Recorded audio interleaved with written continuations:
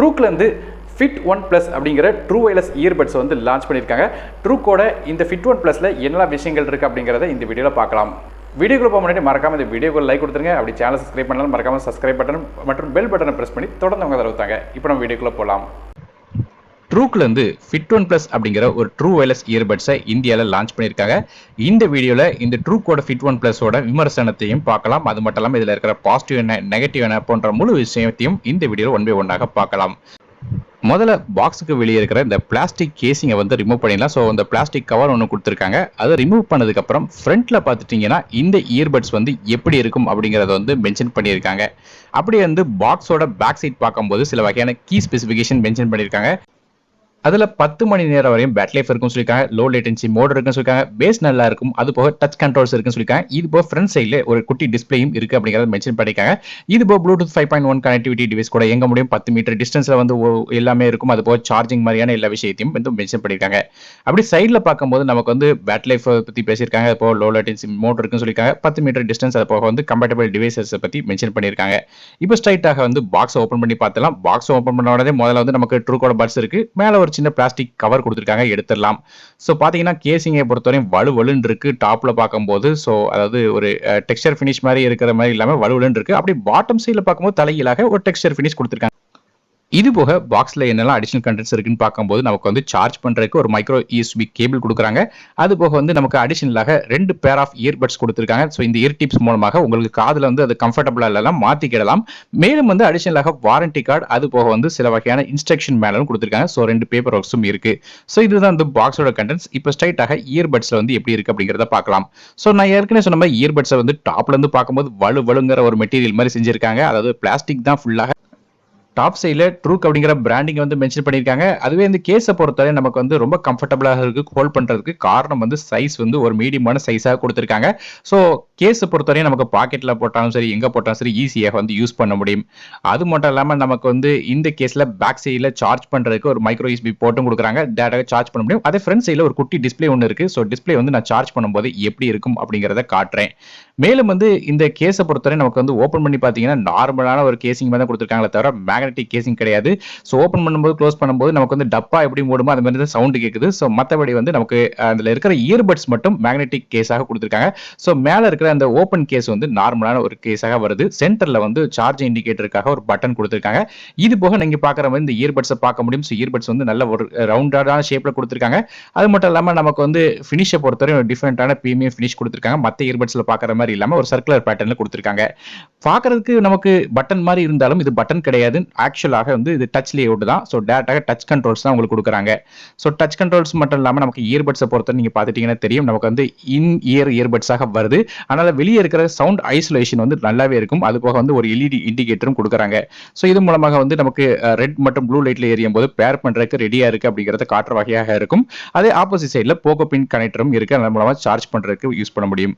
மேலும் ஏற்கனவே நான் சொன்ன மாதிரி ஃப்ரண்ட்டில் சார்ஜ் பண்ணும்போது நமக்கு வந்து லெஃப்ட்டில் எவ்வளோ இருக்குது சார்ஜிங் இருக்குது, ரைட்டில் எவ்வளோ சார்ஜிங் இருக்குது, அது போக சென்டரில் பேட்டரி பெர்சன்டேஜ் எவ்வளோ இருக்குது அப்படிங்கிறத காட்டுற விதமாக ஒரு இண்டிகேட்டரும் இருக்குது. ஸோ ஃப்ரண்ட்டில் இருக்கிற இந்த டிஸ்பிளே மூலமாக ஈஸியாக நமக்கு எவ்வளோ பேட்டரி லைஃப் இருக்குது அப்படிங்கிறத வந்து பார்க்கறது மட்டும் இல்லாமல் ஃபுல் சார்ஜ் ஆன பிறகு ஈஸியாக ரிமூவ் பண்ணுறதுக்கு இது உதவிகரமாக இருக்கும். அது மட்டும் இல்லாமல் நமக்கு வந்து இது சார்ஜ் பண்ணுறதுக்கு கிட்டத்தட்ட 1.5 மணி நேரம் வரையும் பேட்டரி லைஃப் வந்து டைம் எடுத்துக்கிடுது. ஸோ ஃபுல் சார்ஜ் ஆகிறதுக்கு கேஸ் வந்து 1.5 மணி நேரம் ஆகுது. அது மட்டும் இல்லாமல் யூஸ் பண்ண முன்னாடி முக்கியமான விஷயம் குட்டி ஒன்று ஒரு பிளாஸ்டிக் வந்து கொடுத்துருக்காங்க இந்த போகோ பின் முன்னாடி. ஸோ அந்த இயர்பட்ஸில் இருக்கிற அந்த போகோ பின் எடுத்துட்டிங்கன்னா தான் டேரெக்டாக பேர் பண்ணுறதுக்கு ரெடி ஆகும். இயர்பட்ஸோட கண்ட்ரோல்ஸை பொறுத்தவரை நமக்கு வந்து தொடர்ந்து 2 செகண்ட் வந்து ஹோல்ட் பண்ணும்போது ஆட்டோமேட்டிக்காக ஆன் ஆகும். அதுக்கப்புறம் பேர் பண்ணி வச்சுக்கலாம். அதுவே வந்து ஆஃப் பண்ணுறதுக்கு நீங்கள் கேஸில் போட்டிங்கனாலே போதும் ஆட்டோமேட்டிக்காக ஆஃப் ஆயிரும். அப்படி இல்லைனா வந்து ஏதாவது ஒரு இயர்பட்ஸை 5 செகண்ட் வந்து தொடர்ந்து ப்ரெஸ் பண்ணும்போது 2 இயர்பட்ஸும் ஆஃப் ஆயிரும். இது போக வந்து நமக்கு பாஸ் ப்ளே பண்ணுறதுக்கு ஏதாவது ஒரு இயர்பட்ஸை வந்து டேப் பண்ணிங்கன்னா போதும். அது போக கால் ஆன்சர் பண்ணுறதுக்கும் சிங்கிள் டேப் பண்ணிங்கன்னா போதும். ரிஜெக்ட் பண்ணுறதுக்கு 2 செகண்ட் வந்து ஏதாவது ஒரு இயர்பட்ஸை வந்து ஹோல்ட் பண்ண வேண்டியிருக்கும். இது போக லோ லேட்டன்சி கேமிங் மோட் வந்து போகணும்னு நினச்சிங்கன்னா நீங்கள் வந்து ரைட் சைடில் உள்ள இயர்பட்ஸை 3 டைம் வந்து டேப் பண்ணிங்கன்னா லோ லேட்டன்சி மோடுக்குள்ளே போகும். அதே மாதிரி ரைட் சைடு இயர்பட்ஸை 3 டைம்ஸ் வந்து டேப் பண்ணும்போது லோ லேட்டன்சி மோட்லேருந்து எக்ஸிட் ஆகிரும். ப்ரீவியஸ் மற்றும் நெக்ஸ்ட் சாங் போகிறதுக்கு அந்தந்த இயர்பட்ஸை வந்து 2 செகண்ட் தொடர்ந்து ஹோல்ட் பண்ணணும். இது வந்து நமக்கு லெஃப்ட் சைடில் உள்ள இயர்பட்ஸை டபுள் டேப் பண்ணும்போது கூகுள் அசிஸ்டன்ட் மாதிரியான விஷயங்கள் வந்து இருக்கும். ஸோ இது மாதிரியாக கண்ட்ரோல்ஸ் லேஅவுட்ஸ் கொடுத்துருக்காங்க. சவுண்ட் குவாலிட்டி அப்படின்னு பார்க்கும்போது நமக்கு வந்து ரொம்ப நல்ல சவுண்ட் குவாலிட்டி இருக்குது. ஸோ நான் எதிர்பார்த்தோட பேஸ் வந்து ரொம்ப நல்லா இருந்துச்சு சொல்லணும். ஸோ இதுவரையும் டெஸ்ட் பண்ண ட்ரூக் இயர்பட்ஸில் இந்த இயர்பட்ஸ் வந்து பேஸில் ஒரு ப்ளஸ் பாயிண்டாக இருக்குது.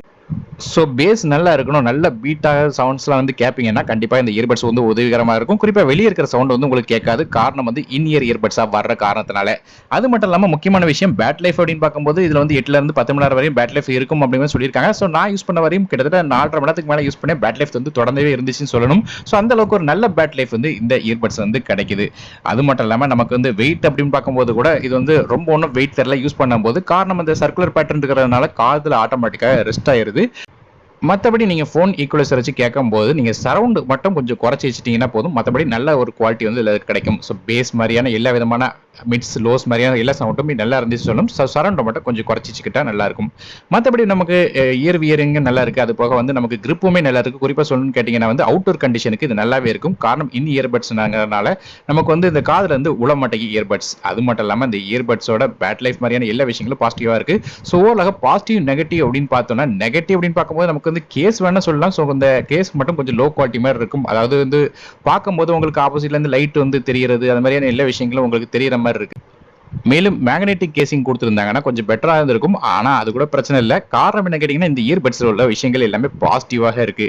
குறிப்பாக சொல்லணும்னு கேட்டிங்கன்னா வந்து இந்த இயர்பட்ஸில் இருக்க கம்ஃபர்டபுளாக இருக்கட்டும், அது மட்டும் இல்லாமல் பேட் லைஃபாக இருக்கட்டும், குறிப்பாக சவுண்ட் குவாலிட்டி ரொம்பவே நல்லா இருக்குன்னு சொல்லணும். இன்னொரு முக்கியமான பாசிட்டிவ் என்ன விஷயம் கேட்டீங்கன்னா வந்து இந்த இயர்பட்ஸோட பிரைசிங். இந்த இயர்பட்ஸ் வெறும் 999 ரூபா அப்படிங்கிற விலையில வந்து நிர்ணயம் பண்ணியிருக்காங்க. குறிப்பாக சவுண்ட் குவாலிட்டி அப்படின்னு பார்க்கும்போது இதுக்கு முன்னாடி பார்த்த எல்லா இயர்பட்ஸையும் கம்பேர் பண்ணி பார்க்கும்போது இது கொஞ்சம் நல்ல சவுண்ட் குவாலிட்டி இருந்துச்சு அப்படிங்கிறது கண்டிப்பாக சொல்லணும். ஸோ சவுண்ட் குவாலிட்டி வேணும் அப்படின்னு நினைக்கிறவங்க கண்டிப்பாக இந்த இயர்பட்ஸ் வாங்கலாம், அதுவும் சீப்பான பிரைஸ்ல. ஸோ கேஸ் மட்டும் ஒரு நெகட்டிவான விஷயமா இருந்தாலும் மற்ற எல்லா விஷயங்களும் பாசிட்டிவான விஷயமா தான் இருக்கு. ஸோ கண்டிப்பாக இந்த இயர்பட்ஸ் வாங்கலாம். ஸோ இதோட பை லிங்க்ஸ் டிஸ்கிரிப்ஷனில் கொடுக்குறேன். ஸோ ஃப்ரெண்ட்ஸ், இந்த ட்ரூக்கோட ஃபிட் ஒன் ப்ளஸை பற்றின முழு விமர்சனத்தை இந்த வீடியோ மூலமாக தெரிஞ்சிருப்பீங்கன்னு நினைக்கிறேன். இந்த ப்ராடக்ட்டோட பைலிங்ஸ் டிஸ்கிரிப்ஷனில் கொடுக்குறேன். வீடியோ பயணிச்சா மறக்காமல் லைக் பண்ணி ஃப்ரெண்ட்ஸ் மற்றும் ஃபேமிலிஸ்க்கு ஷேர் பண்ணுங்கள். நானும் டெக்கின் தமிழுக்காக மற்றொரு வீடியோ சந்திக்கும் வரை நன்றி, வணக்கம்.